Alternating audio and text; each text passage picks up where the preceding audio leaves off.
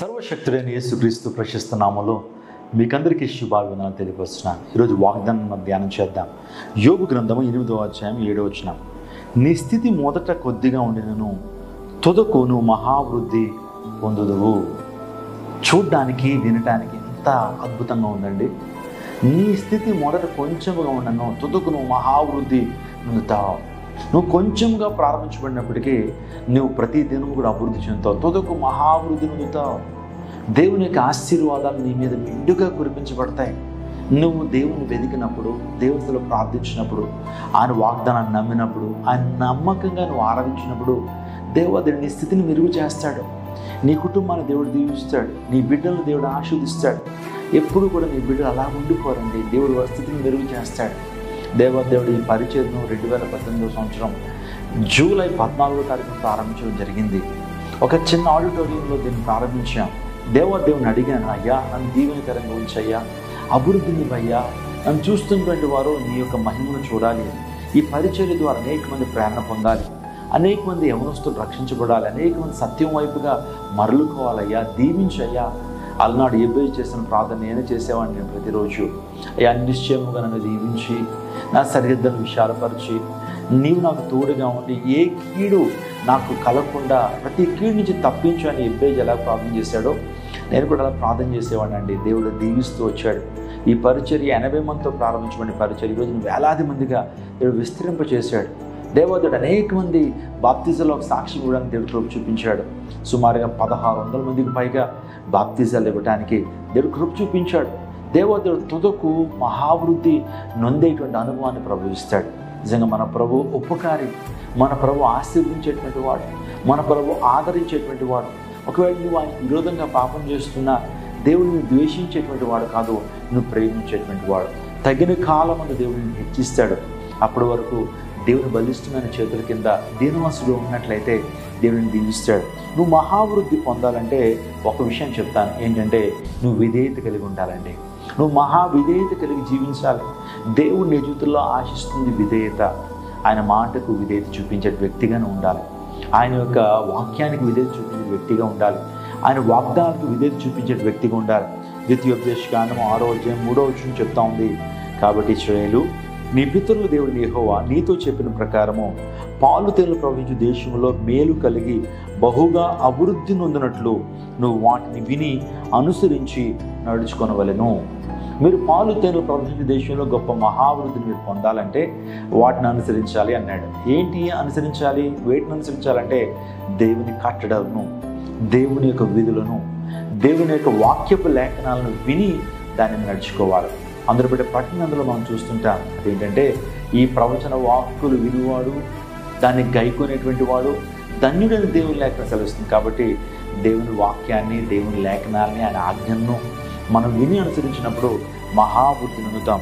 రెండోదిగా సామెతల గ్రంథం 11వ-24వ వచనంలో దాతృత్వం కలిగి ఉండాలట.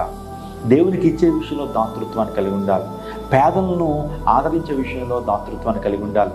నిజంగా నిజమైన భక్తి ఏంటి? యాకోబు అంటాడు, నిజమైన భక్తి ఏదనగా దిక్కులేని పిల్లలను, విధవరాండ్రులను వారి ఇబ్బందిలో పరామర్శించుటయు ఇహలోక మాలిని అంటించుకోకుండా బ్రతకడమే భక్తి అన్నాడు.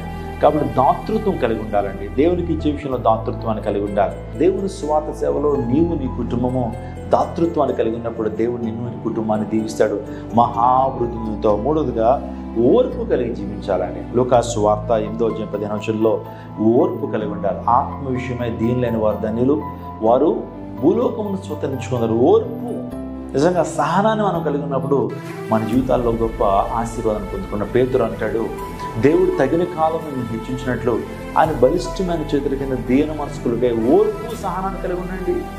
చాలామందికి ఇన్స్టెంట్గా అద్భుతాలు జరగాలని ఆశిస్తారు. దేవుడు చేయగలడు, కానీ సహనాన్ని కలిగి ఉంటున్నావా? ఓర్పు కలిగి ఉంటున్నావా?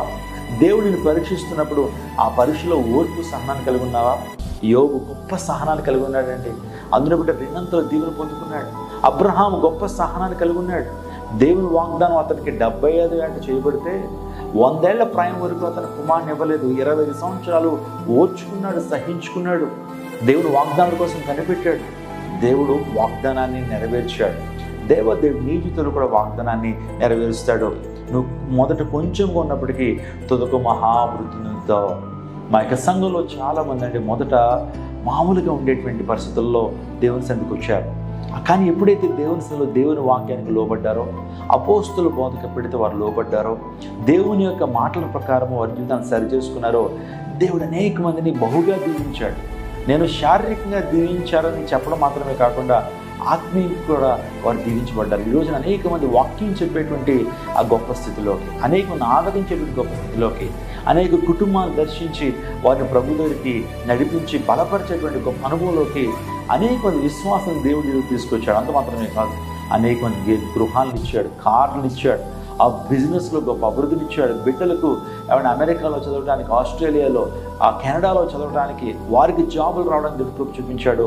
నిజంగా మొదట నువ్వు కొంచెంగా ఉన్నప్పటికీ తుదకు మహావృద్ధి పొందుతావని దేవుని లేఖనాలు చెప్పిన రీతిలో అనేక మంది ఈ రోజున దేవదేవుని పొందుకున్నారు ఈ పరిచయం ద్వారా. ఇది నీ సమయం. దేవుడు నిన్ను కూడా ఉన్నతమైన స్థానం నడిపిస్తాడు. ఈ వాగ్దానాన్ని నమ్మండి. ఈ వాగ్దానం దేవదేవుడు మీ జీవితంలో నెరవేర్చి స్థిరపరచును గాక. ఆమేన్. ప్రార్థన చేసుకుందాం. సకల ఆశీర్వాదమునకు కారణముతులైన మా ప్రభువా, ఈ యొక్క ఉదయకాల సమయంలోనైనా నీ ప్రజలు ఎంతో ఆశగా ప్రభువా ఈ యొక్క వాగ్దానాలు చూస్తున్నారయ్యా.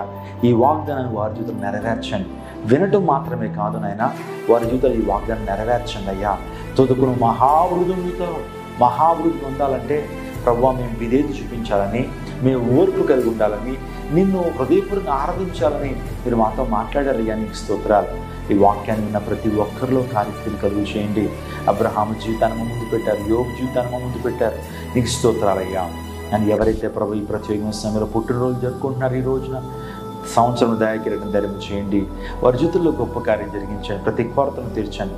వివాహ వార్షికోత్సవాలు జరుపుకున్నటువంటి వారిని కూడా మీరు దీవించని ఆశీర్వదించండి.